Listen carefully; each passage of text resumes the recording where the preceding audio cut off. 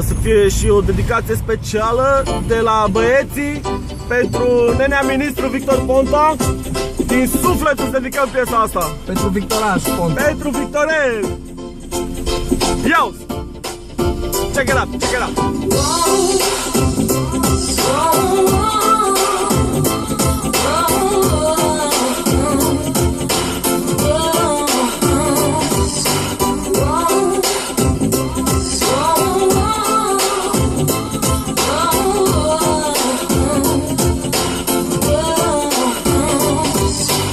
Încercat să fac totul la pentru tine. Știi bine cât de mult țin la tine.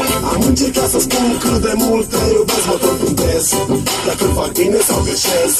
Tu nu înțelegi cât îmi e de greu. Nu vrei să vezi ce se întâmplă acum în sufletul meu. În drumul tău, nu mai sunt eu. La tot ce-a fost odată mă gândesc mereu. Mă gândesc dacă eu am greșit. Mă gândesc dacă tu ai mințit. Vreau să plâng de tine, să urăt, să plâng de tine, să ui. Vreau să ui, vreau să plâng de tine, să ui. Vreau să ui.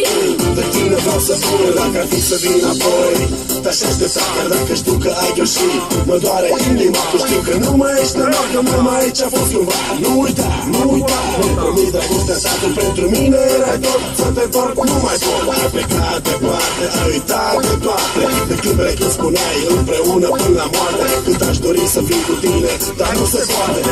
Mă gândesc dacă eu am greșit.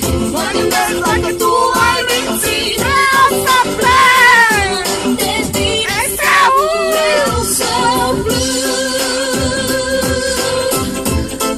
de tine, să ui. Vreau să ui. Vreau să plâng de tine, să ui. Vreau să ui. De tine vreau să ui.